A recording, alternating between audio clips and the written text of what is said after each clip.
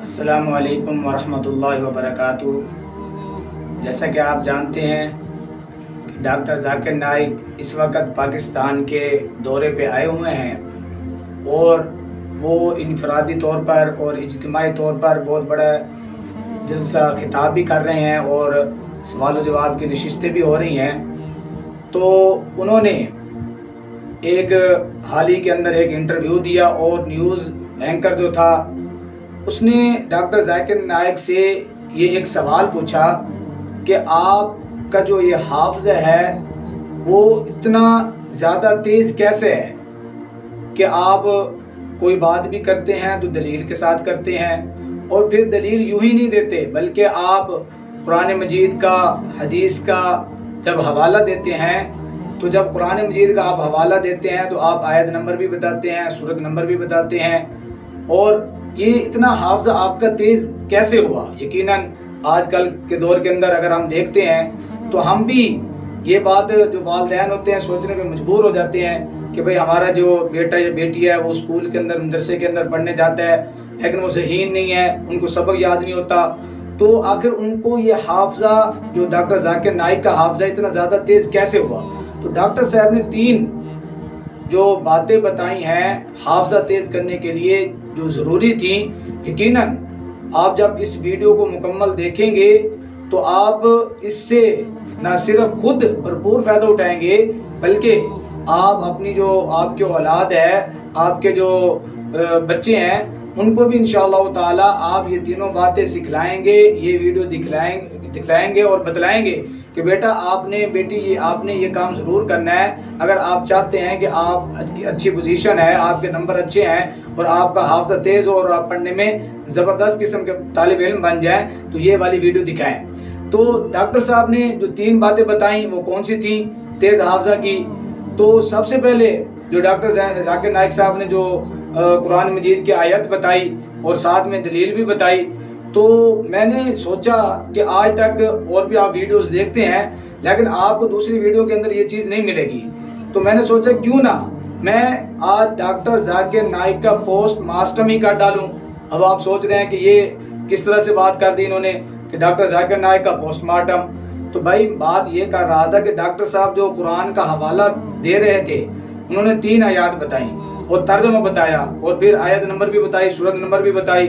तो मैंने ये सोचा कि उनका पोस्टमार्टम इस तरह कर डालते हैं कि मैं ये कुरान मेरे पास पड़ा है, मैं कुरान मजीद अभी उठाऊंगा। आया कि डॉक्टर साहब ने जो सबसे पहली बात बताई कि अल्लाह ताला की मदद शामिल हाल होती है, तो उस पर उनकी जो आयत नंबर उन्होंने बताई वो कौन सी थी? तो ये देखें, मैं आपके सामने ये कुरान मजीद उठाता हूँ, ठीक है। तो पहली जो उन्होंने आयत बताई वो ये बता रहे थे उसके अंदर कि सूरतुल आले इमरान सूरत नंबर 3 और उन्होंने आयत नंबर 160 बताई और फिर उसके बाद उन्होंने तर्जमा उसका करके ट्रांसलेट की। तो मैंने सोचा कि क्यों ना ये कुरान मेरे सामने पड़ा है तो मैं वो आयत नंबर भी निकालूं, सूरत नंबर भी निकालूं। आया कि डॉक्टर जाकिर नाइक जो अपना इतना तेज़ हाफ़्ज़ा बताते हैं, आया जो वो हवाला देते हैं वो सही भी है या नहीं है? हमें तस्दीक करनी चाहिए, साफ ज़ाहिर है होनी भी चाहिए। हर आप भी कर सकते हैं, आपके पास अगर कुरान मजीद पड़ा है आप अभी कुरान मजीद उठाएं और मैं भी यहाँ पे निकाल के आपको दिखा रहा हूँ, आप भी खुद भी देख सकते हैं अपने कुरान मजीद के अंदर। तो डॉक्टर जाकिर नाइक ने सबसे पहले जो बात बताई कि भाई सूरत आले इमरान है, सूरत नंबर 3 और उसकी जो आयत नंबर है ना वो 160 है। उसके अंदर वो फरमा रहे हैं कि अल्लाह ताला जिसकी मदद करता है ना तो वही चीज़ गालिब आती है और जिसको अल्लाह ताला छोड़ देता है तो कोई और चीज़ उसकी मदद नहीं कर सकती। तो तुम अल्लाह से ही भरोसा रखो। तो अब ये देखें, अब आपके सामने उन्होंने बताया कि सूरत आले इमरान सूरत नंबर 3, तो ये सूरत नंबर 3 मैं निकाल रहा हूँ, ये देख लें सूरत नंबर 3 आ गई और यहाँ पे उन्होंने आयत नंबर 160 बताई थी। तो ये देख लें उन्होंने जो तर्जुमा बताया अभी आपके सामने आप देखते हैं, मैं आपको दिखा भी सकता हूँ ये वीडियो के ज़रिए से। ये देखें, ये यहाँ से आयत शुरू हो रही है, इन यंसुरकुमुल्लाहु फला गालिब लकुम व इन यख्ज़ुलकुम फमन दल्लज़ी यंसुरुकुम मिन बादी व अलल्लाहि फलयतवक्कलिल मुमिनून। ये देखें, ये आयत नंबर 160। तो ये आयत नंबर 160 बिल्कुल परफेक्ट उन्होंने बताई है, बिल्कुल सही बताई है, तर्जुमा भी उन्होंने बिल्कुल सही किया है। और ये सूरत नंबर 3 ये भी आप देख सकते हैं। तो पहली जो उन्होंने आयत बताई वो उनका सच साबित हुआ। अब उन्होंने जो दूसरी बात बताई कि जब आप जद्दोजहद करते हैं, जोहद मुसलसल करते हैं, मेहनत करते हैं, तो फिर अल्लाह पाक आपके रास्ते खोल देता है। तो उस पर उन्होंने बताया कि आयत नंबर जो है ना वो 69 है और सूरत नंबर 29, और सूरत का नाम सूरतुल अनकबूत है। उसके अंदर अल्लाह रब्बुल इज्जत इरशाद फरमाते हैं। तो सबसे पहले हम चलते हैं कि उन्होंने जो आयत नंबर बताई, जो सूरत नंबर बताई, क्या आया कि वो उन्होंने सही भी बताई है या नहीं है।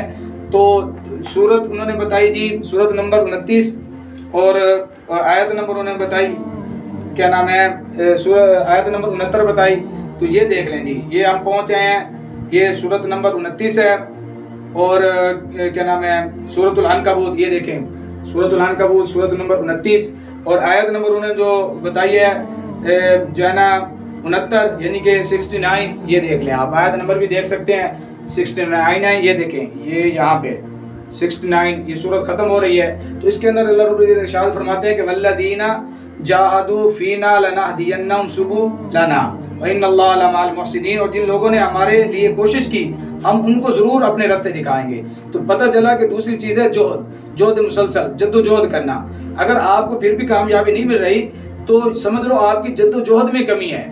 जब आप सही मानों में मुखलिस होकर जद्दोजहद करेंगे इंशाअल्लाह ताला किसी भी काम के अंदर, तो अल्लाह रब्बुल इज्जत आपके रास्ते खोल दें। तो दूसरी जो आयत है वो भी डॉक्टर जाकिर नाइक साहब ने बिल्कुल सही बताई, इस पर भी वो काबिल तहसीन काबिल दाद के मुस्तहिक हैं। और तीसरी जो उन्होंने आयत बताई, एक तो उन्होंने सूरतुल अंबिया का हवाला भी दिया और फिर सूरतुल नाल आयत नंबर उन्होंने बताई 43 है और सूरत नंबर 16।